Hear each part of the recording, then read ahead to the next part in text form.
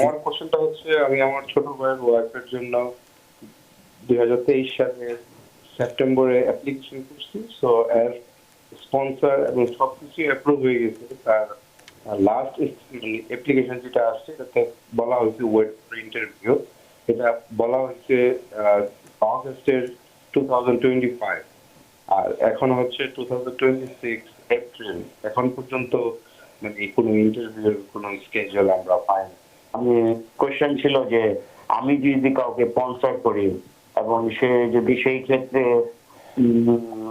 মানে ধরেন হোম কেয়ারের সুবিধাগুলো নেয়, সেই ক্ষেত্রে কি আমি এফেক্টেড হব? সুপ্রিয় দর্শক, কে আছেন টেলিফোনে? দয়া করে নাম পরিচয় দিয়ে আপনার প্রশ্নটি করুন। হ্যালো, আসসালামু আলাইকুম। ওয়ালাইকুম আসসালাম।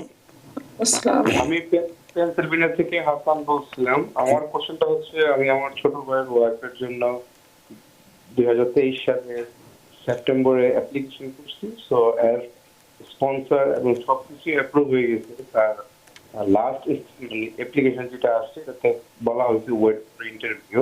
এটা বলা হয়েছে অগস্টের 2025, আর এখন হচ্ছে 2026 এপ্রিল। এখন পর্যন্ত মানে কোনো ইন্টারভিউর কোনো স্কেজুল আমরা পাইনি।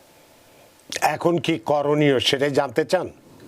জি, এখন কি করণীয় বা কোনো আপডেট আমরা কিভাবে পেতে পারেন, এটাই আপনার প্রশ্ন। অনেক ধন্যবাদ জনাব হাসান আপনার প্রশ্নের জন্য। অ্যাটর্নি ইশরাত সামি। আমি মনে করছি উনি বাংলাদেশেই আছেন, ছোট ভাই, এবং বাংলাদেশে ভিসা পজ এবং ব্যান কান্ট্রিগুলোর মধ্যে একটা। সো যদিও প্রসেসিং চলছে, ইন্টারভিউ চলছে, কিন্তু ভিসা ইস্যু হচ্ছে না। ইন্টারভিউর পরে যদি আপনি কোয়ালিফাইও করেন, স্টিল আপনার অ্যাকাউন্টে দেখলে দেখা যাবে যে visa refused or it's administrative processing, all this. But এগুলোতে ঘাবড়াবার কোনো কারণ নেই। অ্যাজ সুন এজ তারা ভিসা ব্যানটা লিফট করার সাথে সাথেই ভিসা ইস্যু করা শুরু হবে। না, সেটা তো ইস্যু না, ওনার তো ইন্টারভিউ হয়নি, অপেক্ষা করছে। সেই গত বছরের 25 সালে অগাস্ট মাসে তাদেরকে বলেছে ইন্টারভিউর জন্য এখন আমরা রেডি আছে, মানে ওয়েট করতে হবে। তো ইন্টারভিউ হচ্ছে না, প্রায় আবার বছরের কাছে চলে আসছে। রানা ভাই, ইন্টারভিউ আসতেছে এখন দে আর গিভিং ইন্টারভিউজ, সো ওনারা পাবেন সুন। এখন সবাই অনেকেই এরকম ভাবে ওয়েট করছে ইন্টারভিউ। এটা কি ওনারা কি দেখার কোনো উপায় আছে যে কোথায় গেলে ওনাদের স্ট্যাটাসটা কি অবস্থায় আছে? ওনাদের অ্যাকাউন্ট আছে, ওনাদের অ্যাকাউন্টে ওনারা পাসওয়ার্ড দিয়ে ওখানে ঢুকলে ওটাতে ওনারা দেখতে পাবেন, অথবা ওনারা ইউএসসিআইএস এখানে কল করেও আপনি তাদের সাথে কথা বলতে পারেন। বাট এই কেসগুলোতে এখন আপাতত মুভমেন্ট ভেরি স্লো হচ্ছে, সো একটু ওয়েট করতে হবে until they move the pause. অনেক ধন্যবাদ জনাব হাসান। আশা করি আপনি আপনার উত্তর পেয়েছেন। আসলে এখন ইন্টারভিউ হচ্ছে, হয়তো একটু স্লো, কিন্তু ইন্টারভিউ হচ্ছে, চলমান, সব কিছুই চলমান। তো এর মধ্যে নিশ্চয়ই যে কোনো মুহূর্তে হয়তো আপনারা ডাক পেয়ে যেতে পারেন। আপনার ভাইয়ের ওয়াইফ যার জন্য আবেদন করেছেন তিনি খুব শীঘ্রই হয়তো পেয়ে যাবেন, এটা আমরা বলতে পারি। তবে কবে নাগাদ পাবেন সেটা বলা মুশকিল। তো আর সেক্ষেত্রে আপনার স্ট্যাটাসটা কী অবস্থায় আছে সেটাও আপনি দেখতে পারেন কিভাবে, সেটাও বলা হয়েছে। আপনার প্রশ্নের জন্য অনেক ধন্যবাদ। সুপ্রিয় দর্শক, কে আছেন টেলিফোনে? দয়া করে নাম পরিচয় দিয়ে আপনার প্রশ্নটি করুন। আসসালামু আলাইকুম, আমি মোহাম্মদ বলছিলাম জামাইকা থেকে। জি, আমি কোশ্চেন ছিল যে আমি যদি কাউকে স্পন্সর করি এবং সে যদি সেই ক্ষেত্রে মানে ধরেন হোম কেয়ারের সুবিধাগুলো নেয়, সেই ক্ষেত্রে কি আমি এফেক্টেড হব?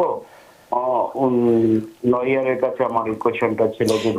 মানে আপনি যেটা বলতে চাচ্ছেন, আপনি যাকে স্পন্সর করেছেন তিনি এদেশে এসেছেন, হোম কেয়ার নিয়েছে, সেক্ষেত্রে আপনি স্পন্সর হিসেবে আপনার কোনো সমস্যা হবে কিনা, এই তো?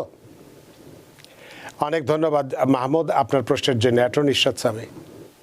ধন্যবাদ রানা ভাই। আমরা অ্যাকচুয়ালি সাজেস্ট করছি এখনকার প্রেক্ষাপটে গভর্নমেন্ট কোন রকমের পাবলিক ফান্ডটা না নেওয়া উচিত, বিকজ আপনি সিটিজেন হওয়ার পরে আপনি নেন সুযোগ সুবিধা, that's fine, but green card আপনি এসে মাত্রই যদি এগুলো নেওয়া শুরু করেন, unless you have a very strong case that you are very sick, you need it, then that's different. এই কেসগুলো, পাবলিক চার্জের কেসগুলো কেস বাই কেস বেসিসে ডিল করে। কারণ উনি যখন স্পন্সর করেছে বলেছে কারণ উনি যখন স্পন্সর করেছেন যার জন্যে, তখন তো তিনি একটা মানে উনি তো প্রতিশ্রুতি দিয়েছেন যে Responsibility তিনি নিয়েছেন। আসলে এখানে তার হ্যাঁ। ব্যয়ভার বহন করবেন ইত্যাদি ইত্যাদি, সরকারি সুবিধা নেবেন না। এবং 3 ইয়ার্স ধরে এটা থাকবে। 3 বছর, years. তা Yeah. কমপক্ষে 3 বছর, তারপরে হলে জি। হয়তো সেক্ষেত্রে যারা মাহমুদ, আপনি স্পন্সর যাকে করেছেন এবং হোম কেয়ার নিচ্ছে, হোম কেয়ারটা কতটা পাবলিক চার্জের মধ্যে, হোম কেয়ারটা কি পাবলিক চার্জের মধ্যে পড়ে বা অ্যাটর্নি স্বামী? ভাইয়া right now they are very very tight on this thing. এখন কোন অফিসার পড়ছে, কোন অফিসার কোনটাকে কিভাবে ইন্টারপ্রেট করছে, it's becomes very difficult right now. এই জন্য আমরা সাজেস্ট করছি আমাদের ক্লায়েন্টদেরকে যে আপনারা এসে গ্রিন কার্ড অবস্থায় যদি না নিয়ে আপনি থাকতে পারেন, সুন্দর হ্যাঁ। ভালোভাবে চলতে পারেন, ডোন্ট টেক পাবলিক মানি। গভর্নমেন্টের পয়সা নিলেই আপনাকে জবাবদিহি করতে হবে, একটা প্রশ্নের সম্মুখীন হতে হবে। So stay way. এখন আপাতত আমরা যেটা মনে করছি আর কি, আপাতত বলতে আমরা ধরে নিতে পারি ট্রাম্প প্রশাসন যতদিন ক্ষমতায় আছে ততদিন পর্যন্ত, অর্থাৎ এখনো 2 বছর 2.5 বছর, যদি না মিড এটা তো টার্ম অবশ্যই, ইলেকশনে। কিন্তু পরের প্রশাসন কি করবে সেটাও তো আমরা জানছি না। So, সেটাও জানছি না। আপাতত এটা বলছি আর কি যে আপনারা আর যদি আপনাদের সিটিজেনশিপ হওয়ার এলিজিবিলিটি হয়ে যায়, আপনাদের রেসিডেন্সি রিকোয়ারমেন্ট আপনারা ফুলফিল করেন, দেন বিকাম আ সিটিজেন। এটা হচ্ছে আমাদের সবার কাছে অনুরোধ।